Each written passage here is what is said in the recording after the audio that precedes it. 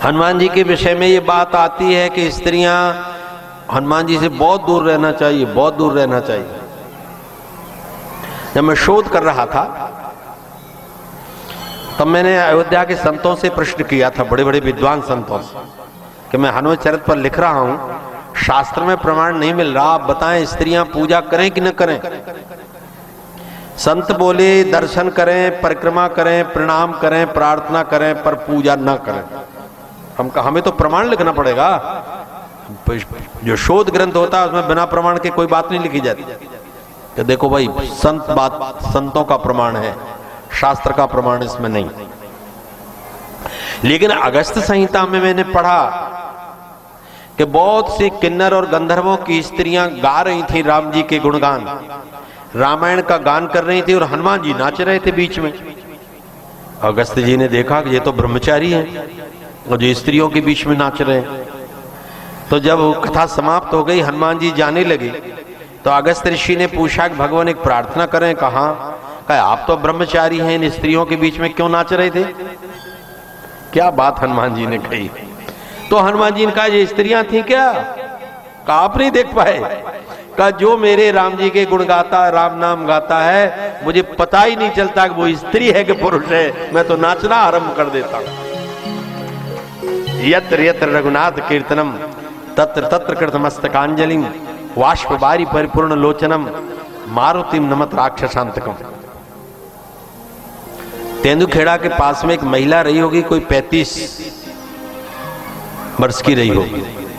वो हनुमान जी दिखने लगे, ये खड़े हनुमान जी, ये खड़े, और बस वो शरीर का कोई ध्यान नहीं, दिन रात 24 घंटे बस।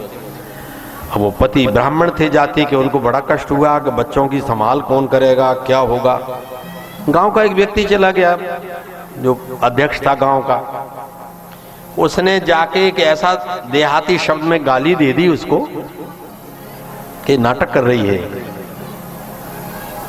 न इसे हनुमान जी दिखते, न अच्छे अच्छे संतों को तो हनुमान जी नहीं दिखते, ये भूतड़ी को हनुमान जी दिखेंगे? उसने कहा ऐसा है, तुम ज्यादा मेरे से बात मत करो, लड़का तुम्हारा भर्ती है ना, शाम को 6 बजे मर जाएगा, फिर पता लगेगा हनुमान जी दिखते कि नहीं दिखते। शाम को 6 बजे फोन आ गया, लड़का खत्म हो गया। अब सारा गांव सनक गया। एक दिन पति ने हाथ जोड़े, घटना 8-10 साल पुरानी है। एक दिन पति ने हाथ जोड़े, कहा मैं थक जग गया हूं, गृहस्थी कैसे चलेगी महाराज, कृपा करो मुझे कोई रास्ता बताओ। मुझे कहने में संकोच हो रहा, लेकिन बात तो सही है तो कह देना चाहिए। कहा अच्छा वो चले जाओ बीकलपुर रामाधार पंडित को ले आओ, कोई शांति करवा दे तो शांति हो जाएगी। वो आए तो उनकी ससुराल थी बीकलपुर के पास। अरे उन्होंने कहा वो कहाँ मिलेंगे, वो जा नहीं सकते हैं, पता नहीं इंदौर में है कि बंबई में है, कलकत्ता में है, जाओ कह देना वो नहीं मिल रहा है, किसी और पंडित का नाम बताओ। उसने जाके कहा कि वो पंडित जी ने मना कर दिया, समय नहीं उनके पास। कहा तुम झूठ बोल रहे हो, अभी तुम गए नहीं हो, जैसे ही जाओगे कहीं होंगे वो तुरंत आ जाएंगे। मैं पुराण कर रहा था, वहां जाके पहुंचे, सुनाया तो मुझे इतना आश्चर्य हुआ कि स्त्री जाति को हनुमान जी कैसे दिख रहे होंगे। और दूसरी बात यह कि मैं क्या शांति करूं, ये भी मेरी समझ में नहीं आ रही। कहीं लिखा तो है नहीं शास्त्र में कि हनुमान जी किसी को दिखे तो उसकी शांति क्या है। दो चिंताओं में मैं डूब गया। मैंने ये तो कह दिया कि भाई मैं जरूर अवश्य चलूंगा और शांति करवाऊंगा भी। अब मैं नहीं कह सकता कि मेरी शांति सही होगी गलत होगी, वो हनुमान जी जाने। तो मैंने ब्राह्मणों को भेज दिया, 2 ब्राह्मण गए तो उन्होंने रात्रि में सब गृह निर्माण वगैरह किया। सवेरे में बड़े शीघ्रता 3 बजे रात से भजन पूजन से निपटा।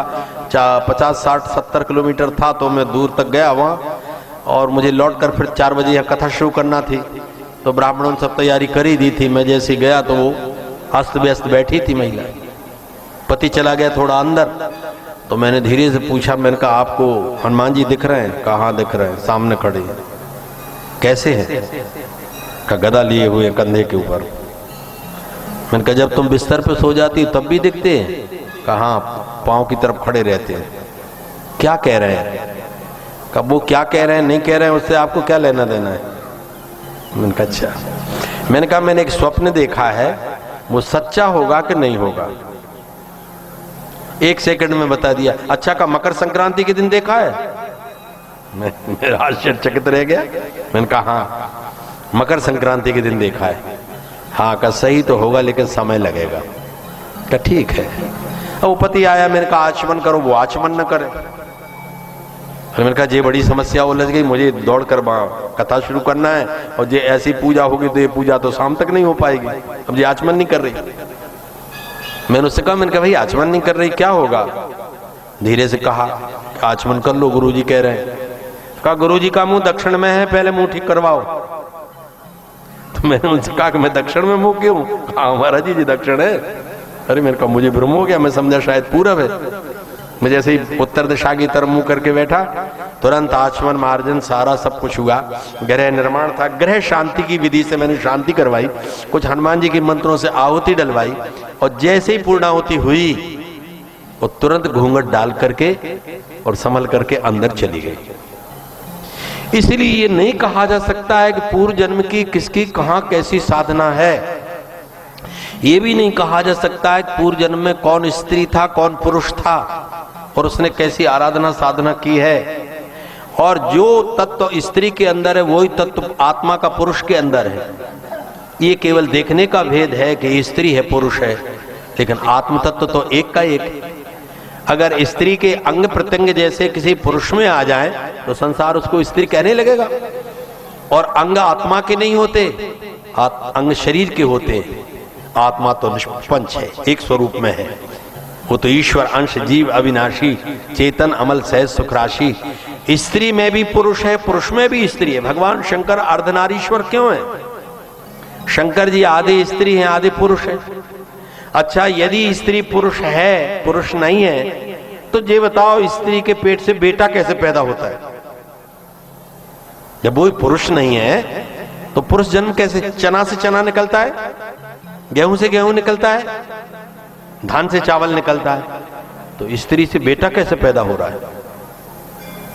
और यदि ये कहा जाए कि पुरुष केवल पुरुष है स्त्री नहीं है, तो पुरुष के आधान से कन्या क्यों जन्म लेती है? इसलिए स्त्री भी पुरुष है और पुरुष भी स्त्री है। भगवान की आराधना में न स्त्री है न पुरुष है, भगवान कह रहे हैं। गोस्वामी तुलसीदास जी ने लिखा कि कोई भी चराचर जीव का कोई पुरुष नपुंसक नारीवा जीव चराचर कोय और सर्व भाव भजी कपट तजी मोहि परम प्रिय सोय। मन की अवस्था जब निर्मल होती है भगवान तुरंत स्वीकार कर लेते हैं।